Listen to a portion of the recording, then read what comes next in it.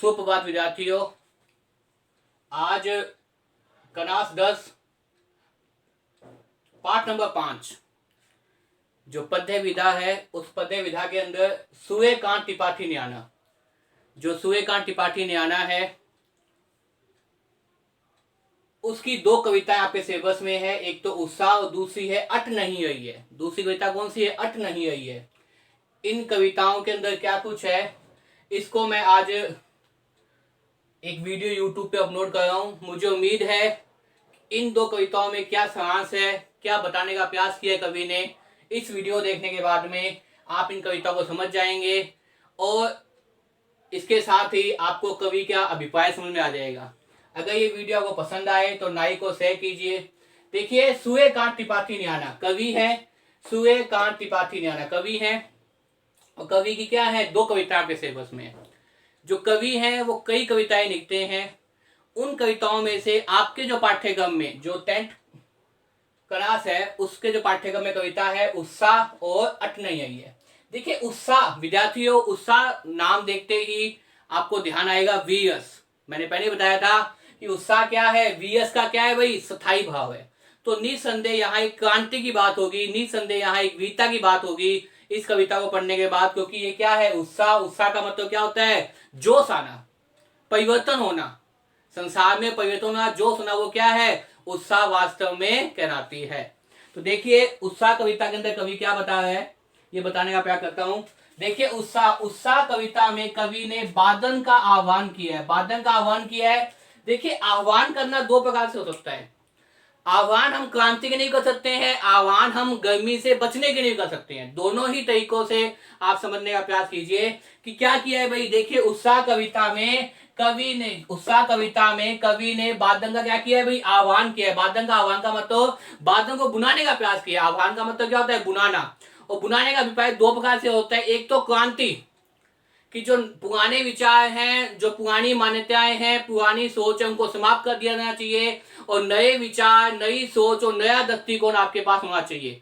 और दूसरा इसमें क्या है कि बादन का आह्वान किया क्रांति के रूप में। कि दूसरा यहाँ बादन का मतलब क्या है, आप सभी लोग जानते हैं, गर्मी से जो अपने दुखी हैं, अत्यधिक गर्मी जब पड़ती है उसके बाद में क्या आता है भाई, सावन भादो आ जाता है। उसके बाद क्या आता है, मानसून आ जाता है। मानसून के अंदर क्या होती है, बहुत अधिक बरसात होती है। तो उन दोनों ही तरीकों से बताने का प्रयास किया है कवि ने। कवि यहाँ बता रहा है बादन के माध्यम से कवि ने क्या किया है, बादन का आह्वान किया है। अगला देखिए, कवि ने बादन को के अनेक रूप प्रस्तुत किए। कवि ने यहाँ बादन के अनेक रूप प्रस्तुत किए हैं। एक तरह से इस कविता के अंदर जो उत्साह कविता है, जो वीएस का स्थायी भाव है, उसमें ये बताने का प्रयास किया है कि वास्तव में जब बादन आता है और बादल आने के बाद बच्चों के मन में क्या उल्लास हो जाता है, बच्चों के मन में क्या प्रसन्नता का भाव आ जाता है। बच्चे किस प्रकार से क्या होते हैं, बहुत अधिक उत्साह पूर्वक हो जाते हैं, बहुत अधिक क्या जोश से भर जाते हैं कि बरसात आएगी, हम उस बरसात का आनंद लेंगे, बिजलियां चमकेगी और ठंडा माहौल, ठंडा मौसम आपको पता है बरसात के बाद हो जाता है, गर्मी से हमें छुटकारा मिल जाता है। तो ये सब बताने का प्रयास किया है। बादन बच्चों की कल्पना के समान पवित्र भी है। देखिए आगे, बादन बच्चों की कल्पना, बच्चे जिस प्रकार से कल्पना करते हैं, क्योंकि आपको पता हो, कभी देखा होगा आपने विद्यार्थियों कि अगर आप आसमान के अंदर जो बादल आए हुए हैं, अगर उनको देखेंगे, लगातार देखते रहेंगे, एक टक अगर उन्हें देखते रहेंगे, तो वो जो बादल है वो भिन्न भिन्न तरह के आकृति आपके सामने प्रस्तुत करेंगे। कभी उनमें कुछ दिखाई देगा, कभी उनमें कुछ दिखाई देगा। जो कल्पना के माध्यम से आप सोच सकते हैं, जो सोचेंगे वही चीज दिखाई देगी। तो जहां ना पहुंचे रवि, वहां पहुंचे कवि। तो जिस प्रकार से बच्चे भी क्या करते हैं, कल्पना के समान क्या है, परिवर्तित हो जाते हैं, कमान कहते हैं कि बातें करते हैं, वो बताने का प्रयास किया है। और बादल निस्संदेह क्या देने वाला है, नव जीवन।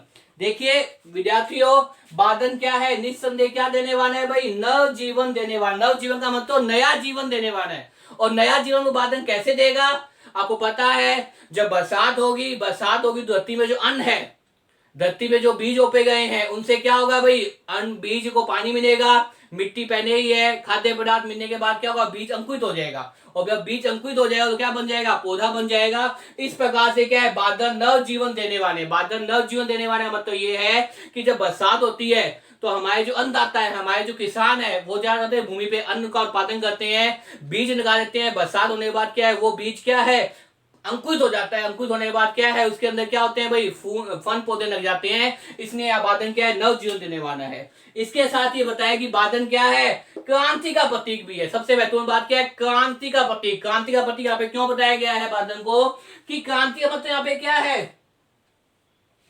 कि बादल जैसे मैंने पहले ही बताया था आपको जी, बादल जैसे आप सभी चाहते हैं कि क्रांति हो जाए। क्रांति का मतलब क्या है, नए विचार आ जाए। क्रांति का मतलब क्या है, नया दृष्टिकोण आ जाए। क्रांति का मतलब क्या है, हमारी बात भी सुनी जाए। क्रांति का मतलब क्या है, नए विचारों का आह्वान करना, नई सोच का आह्वान करना। जब पुरानी सोच, पुराने विचार समाप्त होंगे तभी तो नए विचार आएंगे। तो बादल यहाँ पे क्या प्रतीक दिखाई दे रहे हैं, क्रांति का प्रतीक भी दिखाई दे रहा है विद्यार्थियों। इसलिए कवि ने यहाँ पे क्या कहा है, उत्साह में कवि ने बादल का आह्वान किया है। बादल का मतलब बरसात के लिए किया है, ताकि बरसातें होगी तो क्या होगी, नव जीवन ठंडा हो जाएगा, गर्मी से उन्हें छुटकारा मिल जाएगा। कवि ने बादल के अनेक रूप प्रस्तुत किए, भिन्न भिन्न रूप प्रस्तुत किए, अनेक प्रकार के रूप प्रस्तुत किए कविता के अंदर। इसके साथ ही बादल बच्चों की कल्पना के समान क्या है, पवित्र भी है। कल्पना के समान भिन्न भिन्न कल्पनाएं बादल को देख के अपने करते रहते हैं, जैसे बच्चों की कल्पनाएं होती है। साथ में बादल क्या है, नव जीवन देने वाला। नव जीवन देने वाला तो जब बरसात होगी तो अन्न का उत्पादन होगा, बीज जो लगा हुआ है धरती पे वो अंकुरित हो जाएगा, तो क्या हो जाएगा, नव जीवन देने वाले भी हो जाएंगे। और साथ ही बादल क्या है, क्रांति का प्रतीक भी है। क्रांति का प्रतीक होना मतलब एक तरह से आह्वान कर रहा है बादल का, ताकि नए नए विचार आए, नई नई सोच आए और पुराने विचार क्या हो जाए, समाप्त हो जाए। ये बताने का प्रयास किया है कविता के अंदर, किसने, सूर्यकांत त्रिपाठी नियाना ने। इसके साथ ये कहा है कि जब बादल आते हैं तो क्या है, बिजली चमकती है, और इसके साथ ही क्या है, बिजली चमकने के साथ ही क्या है, बरसात होती है, नव जीवन दे देती है। तो संपूर्ण कविता के अंदर आप यही चीजें देखेंगे। मुझे उम्मीद है विद्यार्थियों कि सूर्यकांत त्रिपाठी की जो पहली कविता है, कौन सी, उत्साह, वो कविता आपको इस वीडियो देखने के बाद कुछ समझ में आ जाएगी, ताकि आप लोगों के मन में कंफ्यूजन दूर हो जाए कि बादल का मतलब क्या है, उत्साह का मतलब क्या है, बरसात होना। और आप सभी वाकिफ है विद्यार्थी हो कि बरसात होने पर जब काले बादल आते हैं तो बिजली चमकती है, बिजली चमकने के बाद क्या है, मूसलाधार बरसात होती है। तो यही बताने का प्रयास किया है किसमें, इस कविता के अंदर। दूसरी कविता देखिए, अट नहीं आई है। अट का मतलब क्या है, समा नहीं आई है। अट का मतलब यहाँ पे क्या है, समाना। समाना मतलब क्या है, जैसे कोई चीज अपने, कोई वस्तु लेके आए हैं विद्यार्थियों, उस वस्तु को अपने, उस वस्तु क्या कहते हैं, अपने, जैसे मान लो कुछ बड़ा पात्र के अंदर सामान डालने का प्रयास कर रहे हैं और वो सामान उस पात्र में, उस बर्तन में नहीं आ रहा है। जैसे दूध है, अगर मान लो दूध अपने लेके आए और दूध क्या है, उस बर्तन के अंदर नहीं आ रहा है, दूध क्या होगा, बाहर गिरने लग जाएगा। अगर कोई चीज नहीं आती है तो वो क्या है, बाहर छिड़क जाती है। तो वैसे ही क्या है, अट नहीं है मतलब वो शोभा, वो जो चमक है वो क्या है, समाप्त नहीं हो रही है, चाहो तो फैलती जा रही है। ये बताने का प्रयास किया है। तो देखिए क्या है कविता में, सबसे महत्वपूर्ण बात क्या है, फागुन। फागुन का मतलब यहाँ पे क्या है, जब होली के समय की अवस्था होती है, होली का जो त्योहार, फागुन का क्या किया गया है भाई, मानवीकरण किया गया है। फागुन का क्या किया गया है, मानवीकरण किया गया है। मानवीकरण करने का मतलब यहाँ पे क्या है विद्यार्थियों, कि जो होली का त्योहार होता है, निस्संदेह विद्यार्थियों, हिंदू धर्म के अंदर दो तरह के त्योहार मनाए जाते हैं, एक तो दीपावली और दूसरा कौन सा है, होली, जो बहुत ही उत्साह पूर्वक, बहुत ही जोश पूर्वक सभी लोग मनाते हैं। और जो बाहर लोग गए होते हैं कामकाज के लिए, वो भी इन त्योहारों में घर पे आते हैं और बड़ी ही प्रेम पूर्वक, बड़ी ही श्रद्धा पूर्वक त्योहार मनाते हैं। और चारों तरफ क्या होती है, एक तरह से प्रसन्नता का वातावरण दिखाई देता है। तो यहाँ क्या किया है, उस फागुन की आभा का क्या किया है, मानवीकरण किया है। मानवीकरण विद्यार्थियों, मानवीकरण नाम देखते ही आपको समझ आ जाना चाहिए कि मानवीकरण का मतलब क्या है, मानवीकरण अलंकार का प्रयोग किया गया। मानवीकरण मतलब क्या है, मानवीकरण अलंकार का प्रयोग किया गया है यहाँ पे। कि मानवीकरण अलंकार क्या है, कि जिस प्रकार से निर्जीव वस्तुओं का संजीव वस्तुओं के रूप में पूर्ण रूप से चित्रण करना ही ज्ञातों में क्या कहता है, मानवीकरण अलंकार कहलाता है। तो यहाँ पे क्या है, फागुन की आभा का मानवीकरण किया गया है, पूर्ण रूप से मानव के रूप में चित्रित किया गया है। किसमें, फागुन की आभा का। आभा का मतलब क्या है, चमक का, फागुन की शोभा का। फागुन की शोभा और मस्ती का वर्णन करते हुए कवि कहता है, कवि क्या कहता है, फागुन की शोभा और मस्ती का वर्णन करते हुए कवि कहता है कि फागुन माह का सौंदर्य, फागुन माह का सौंदर्य का मतलब क्या है, चाहो तो प्रसन्नता, चाहो तो उल्लास, चाहो तो एक तरह से जो है वीरता का भाव, चाहो तो क्या है, प्रसन्नता का भाव, इतना अधिक है कि यह भीतर समा ही नहीं पा रहा है, वह भीतर भीतर ही समा पा रहा है, वह बात क्या है, चनक पड़ता है। चनक पड़ने का मतलब यहाँ पे यह है विद्यार्थियों कि इस त्योहार के अंदर अपने पता है, अगर अपने आस पड़ोस के अंदर देखें कोई ये त्योहार नहीं बना रहा है तो भी क्या होते हैं, आस पड़ोस के जो अपने पड़ोसी होते हैं वो क्या करते हैं, उस दिन जाकर उस घर में मिठाई वगैरह, या जैसे दीपावली तो पटाखे वगैरह, होली तो रंग वगैरह देके आते हैं। मत तो वो चाहते हैं कि संपूर्ण वातावरण क्या हो, प्रसन्नता में हो, संपूर्ण वातावरण में क्या हो, खुशी हो, संपूर्ण वातावरण में क्या हो, खुशी दिखाई दे। इसीलिए वो क्या कह रहे हैं यहाँ पे कविता के माध्यम से कि फागुन की शोभा मस्ती का वर्णन करते हुए कवि कहता है कि फागुन माह का सौंदर्य